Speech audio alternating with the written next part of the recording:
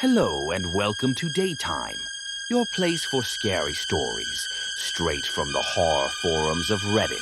Make sure to like and subscribe for more horror tales of things that go bumping the night. On tonight's episode, a young woman must escape from a maniac when she is abducted on her birthday. So, what would you wish for if it was your birthday? Because I wish I wasn't, trapped inside the birthday box.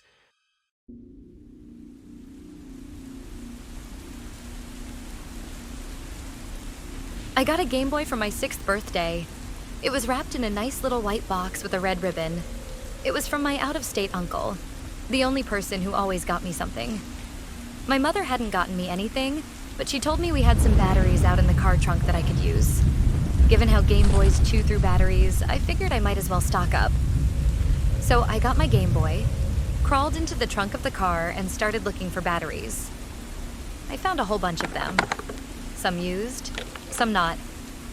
I ended up cozying up next to an old sleeping bag and playing my game right then and there. There was this strangely comforting smell of gasoline and freshly cut grass that lulled me into a gleeful comfort. I didn't want to be in the house anyway. It could get so dreary watching my mom sit by the kitchen table doing nothing. She was rarely, if ever, responsive. As I felt a few raindrops on my bare knees, I realized there were clouds brewing above. So I shut myself in the trunk, listening to the rain and playing my game. I had one of those flashlight extensions, so I could stay there forever. Except I couldn't. I hadn't realized that car trunks lock themselves when shut. I was stuck in there, and my mom wasn't helping me anytime soon. We lived in a small home in an isolated part of town, where most other houses were either abandoned or far off, so no one could hear me scream. Eventually, the batteries ran dry. Even the backups. And as the cheerful Wario Land theme music died, it was just me, stuck in the dark, flailing helplessly to get out. It took 18 hours before someone passing by could hear me. When I was finally let out, CPS took me away and placed me with my uncle. My mother, who was diagnosed with clinical apathy, has never really been a part of my life since. So as you can imagine, I have a bit of a complicated past when it comes to confined spaces and birthdays, but I still consider myself having a happy childhood. My uncle was amazing, and he cared for me more than my mother ever did. I did well in school, I made many friends, and I did well as a point guard on the high school basketball team. You don't have to be tall to be a good point guard. I moved up to Morgantown and got my master's in business administration from John Chambers College. Ever since, I've been working hard and staying out of trouble. I've made myself quite comfortable. Still don't celebrate my birthday, though. That brings up a lot of emotions. A few years ago, I got a letter informing me that my mother had passed. I was asked to come back home to Juniper to collect her things and sign the papers in person. So, one late September afternoon, I took a trip down memory lane to say goodbye to that chapter of my childhood, once and for all. But something didn't feel right. When I arrived later in the day, the house was in shambles. It had been abandoned for years. And there was no one there to greet me. It was just me, standing in an overgrown yard listening to the crickets waking up. A one-story home with every window broken, where the white paint had peeled so much it looked like the yard was covered in dandruff. Then, someone put a bag over my head. It all went black. When I woke up, I was in immediate discomfort. My muscles ached and my back was arched in an awkward fetal position. I had this terrible urge to stretch and straighten out, but I couldn't. I was confined. I could barely move. All I could feel was rough-hewn wood, and all I could smell was vinegar and dirt. It was so strong it made my eyes tear up. I didn't understand what was going on. I fought, twisted, pushed, and screamed.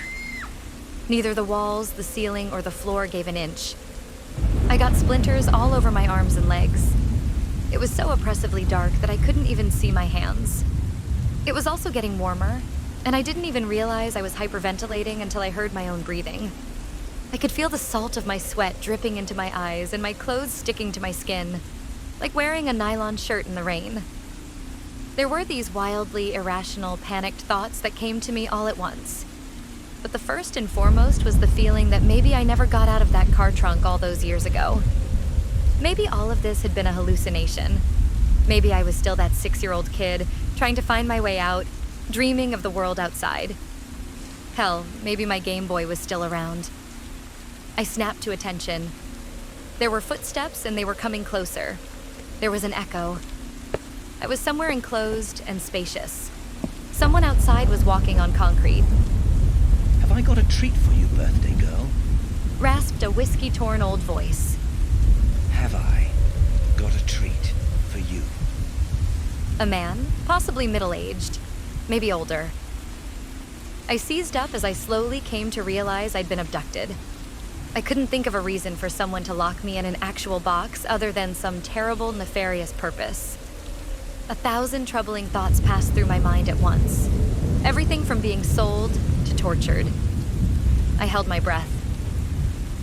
I'm sure you'll enjoy this. He continued. I'm sure you will be pleased. I don't know what I was thinking. I started hitting the walls, screaming to be let out. I screamed and begged and threatened and cried, and I was getting so frustrated I couldn't even hear him responding. The tears wouldn't stop. Finally, there was a loud bang. A hammer coming down on the box and something piercing my skin. He'd hammered a nail in to make a point, and it had been close enough to scrape my knee.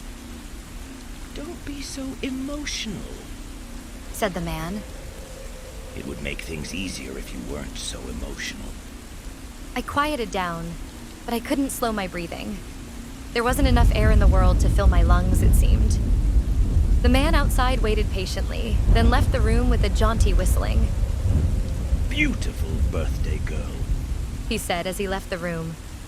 Beautiful, perfect birthday girl. There was a loud chunk as a metal door slid shut. I thought back on that day where I'd been locked in that trunk. I thought about the smells and sensations. Gasoline and fresh-cut grass.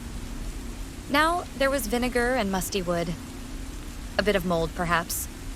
Wherever I was, it was old. I decided I needed to take control. There would be no one passing by to help me this time. I had to be proactive, even if everything in me screamed to just curl up into a ball and weep. I had to do something. I forced myself to map everything in my immediate environment, to figure out if there was something I could use. I slowed my breathing and carefully ran my hands across the surface of the box. I calculated that it was about 3 feet across and an almost perfect square. There was a slight gap in between some of the planks, but there was another layer of wood outside. It also seemed like the entire box had some sort of fabric wrapped around it, as I couldn't hear wood scraping whenever I shifted the box. It was a smooth fabric. Cotton, maybe? I also realized that I'd been out cold for at least 12 hours. My birthday had been a day off, so if he was congratulating me, I must have been out long enough for midnight to pass. You can get pretty far in 12 hours, so there was no way for me to know how far he'd taken me. My fingers brushed against something smooth. My Game Boy? No. My cell phone. I came to realize that I still had all my belongings. My car keys, my cell phone, my jacket. I took off my jacket and propped it up to relieve my back a bit. Then I got my cell phone out. The brightness blinded me. It took me several minutes just to adjust my eyes, and even then they were still getting watery. I wiped them over and over until I could finally see something. The battery was at about 34%. Not great, but serviceable. I dialed the emergency services immediately, but I couldn't get through. There was no signal, no internet connection. We were off the grid. Way off the grid. Maybe underground? I tried lying on my back to kick the wall out, but I just couldn't get enough momentum. The planks were rough, but I couldn't get them to buckle. The only side I wasn't entirely sure of was the floor. I tried standing and pushing myself upwards, but nothing moved. I closed my phone to save on battery and kept exploring the rigidity of the box. I was at it for more than an hour, just pushing myself against the planks. Still, nothing budged, but I refused to stop trying. I took a breather when I suddenly heard the door open again. It was pretty far off, and I could hear echoing footsteps coming my way. Someone coughing, clearing their throat. It sounded like he was smoking. All right, birthday girl. He sighed. Time to get started. There was a loud banging again, but not on my box. And something nearby, another wooden surface. Something across from me. Another box. Let me know when you're ready. He continued. I'm right outside. Ready for what? I yelled back. What are you talking about? There was no response. Instead, he just walked away, closing the large door behind him. Moments later, there was a scream. A young woman. It was muffled, but clear and close by. I shifted around in my box to come closer, only to realize our boxes were literally next to one another. There were two of us. Hello? I called out. Hello, who are you? What's going on? She called back. Who are you? We're trapped, I said. We're both trapped. I tried to explain to her what I knew. I had her confirm everything on her end, that she was also in a box, roughly 3 feet across, that she also had a phone, but no service or internet connection. We smelled the same things, saw the same things, and had both been taken suddenly and in the last 24 hours. I got so wrapped up in it that I barely remembered to ask anything about her as a person. Finally, she learned my name, and I came to know her as Lorette, or Lori for short. He came in to talk to me a couple of times. I sighed. He keeps calling me birthday girl. Maybe he was, talking to me? Said Lori. It's my birthday. Mine too, I said. That can't be a coincidence. It was eerie, but it didn't explain anything. We tried to find more commonalities. I was 28 at the time. Lori was 21. We were both women, but we had wildly different backgrounds. She had a family with 3 sisters and 2 brothers. I'd been alone with my uncle. She went to public school. I'd had a private tutor. My hair was black. Hers was brown. My eyes were brown. Hers were green. We had basically nothing in common except for our birthday. And it didn't lead us anywhere. We stayed in there for hours. At first, I'd felt that tinge of hope, knowing someone might help me, that we could help each other. But now it was growing increasingly clear that this just meant we were stuck together. 2 victims, rather than 1. Lori wasn't about to give up. While I'd resigned myself to preserving my energy, she was still in denial. She was kicking, punching, and pushing against the planks, hoping something would give way. Of course it didn't. But she stopped for a second. There's something in the cracks. She said. Some, insulation. I got short nails. I can't. I brought out my phone and checked. And yes, looking into the spaces between the planks, I could see some kind of white insulation. A piece of it was poking out just far enough for me to reach it. I pulled out strips from a towel, drenched in some sort of vinegar. I conveyed the information to Lori, who tried to make sense of it. Maybe he's, covering up the smell? She said. If we die in here, vinegar can soak some of that up. So we're in for the long haul. Days, maybe weeks. Oh my God. Lori started weeping. I could hear her rocking back and forth, her box shifting slightly. But there was another sound as she did. A rumbling. A deep, dark rumbling. I wrapped my jacket around me like a blanket. It was getting cold, and I had to preserve my energy. You get exhausted quicker in the cold. At some point, Lori and I were just leaning against our boxes back to back, talking about whatever came to mind. Whatever made us remember that we were in this together, and that we weren't alone. The man hadn't come back for several hours, but it might as well have been days.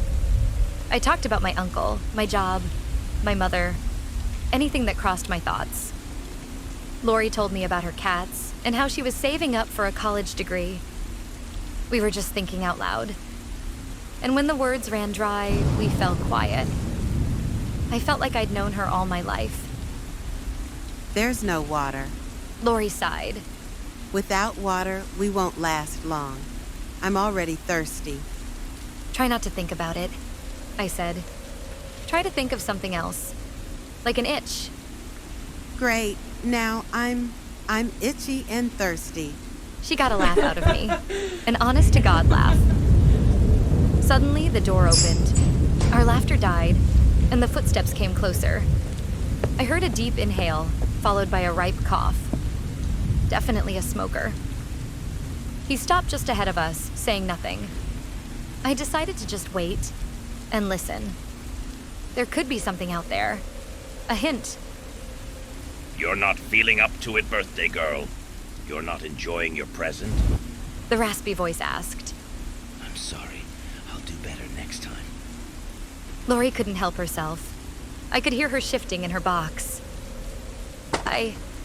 I don't want anything from you. I want nothing, and you have to release me. I could hear the man turn around. I got the impression that he'd been facing away from us. Strange. Excuse me. He said, his voice shifting. I wasn't talking to you. Then listen to me, I said. She's right. You have to let us out. There was a loud bang against the side of the box. He kept hammering at it over and over again. Despite several layers of planks and insulation, the sound was deafening. I covered my ears, closed my eyes, and waited for it to be over. Seconds later, he was done. I could hear him panting and coughing. Shut up! He yelled. Shut up! Shut up! Shut your pretty mouths when I'm talking to her! A chill crawled up my spine. If he wasn't talking to either of us, there was someone else in the room. I could hear a groaning noise, like metal being bent from pressure. Then a thump, a big, fat footstep slapping against concrete. I held my breath, trying to paint a picture in my mind. I couldn't make anything of it. I'd never heard anything like it. There we go, birthday girl. The man said. There we go. Nice and easy. I could feel the pressure shift as something large came down, slamming into the box next to me. Something large that moved with great effort. But as Lori started screaming, it seemed to pick up speed. It got angry. Or excited. I could hear creaking wood and snapping nails as Lori's box was being torn open plank by plank. And the more she screamed, the angrier it seemed to get. The air shifted as her screams were flung high into the air. Both she and the box were hoisted at least 15, maybe 20 feet up. Her screams turned shrill as they bounced off the concrete walls. Planks breaking, fabrics torn. And now I could hear her terrified shriek as clear as day. She was out of the box. And whatever was on the other side made her cry like a cornered animal. There was a loud crunch, like massive teeth biting into a ripe apple. And Lori fell silent. I sat there, shaking. I tried not to breathe or imagine what was happening outside. I tried my best to be anywhere else. And for the first time in my life, I wished and begged to be back in the trunk of that car, playing my Game Boy. I could hear things falling against the concrete. Planks, nails, and something wet. Chunks. There, birthday girl. He shushed. Aren't you gonna open your other gift? Another groaning noise. More chunks falling from above. Bones breaking, splashes of liquid. All right, I'll be back in a bit. Love you, birthday girl. There was a kissing noise, followed by footsteps. Wet footsteps. And he whistled a jaunty tune all the way out the door. I had 3 minds inside my head at that moment. One mind wanted to scream and bash myself bloody against the walls. Another mind wanted to curl into a ball and cry. But in the back of my thoughts, there was a little mind left. It had grown there for years, festering from a wound back from when I was locked in that trunk as a kid. And that third mind was telling me to listen. It was telling me that no one was coming to save me. And it was telling me I had to keep trying. So I listened. There were still little things falling from above. But what I was just now realizing was that the floor seemed further down. There was either a hole next to me, or my box was elevated. I T-ried, shifting back and forth. The box barely moved. I decided on a direction and kept shifting that way, inch by inch, throwing myself against the side of the box. Finally, there was a stop. Some kind of threshold. That first mind was screaming at me to panic. to kick and scream. That other mind was telling me to give up, but that third mind just kept telling me to stay calm and to try. It could be a short drop that would just put me on the floor and change nothing. It could be a long drop, killing me. Or maybe something I couldn't even imagine. So I threw myself against the threshold, and I threw myself at it again. And again. This time the trunk would pop open. It had to. There was a slight shift as I felt the box clear the threshold, and as I pushed further, I could feel that there was no more ground to support me. The further I pushed, the more it gave way. I was balancing on an edge. I could feel it. I could lean back, staying upright. Or I could push forward and tip myself off a cliff. And while two voices were screaming at me to wait, it was that third voice that came through the loudest. And it was telling me to fall off that damn cliff. So I fell. The world turned on its head, and I felt my stomach rise to my throat. It all came to a stop with a violent crash, and I could feel the dimensions of the box shift. It was no longer a perfect square. Something was broken. I could feel one of the walls giving way. I started kicking. I kicked and kicked and kicked. Either my legs would give or the wall. And the way the planks were bending, I was betting it all on my legs holding for just a little longer. And suddenly there was a gap. Just a few inches, but I could see outside. I brought out my phone and used what little battery I had left to turn on the flashlight. I could see a concrete floor with splotches of blood. Further in, there was a chunk of flesh, or possibly skin. Broken planks littered the ground. With the wall of the box broken, the vinegar-soaked insulation gave way. There was a stench of blood so powerful I could taste the iron on my tongue. Moist, warm flesh. I tried not to think about it.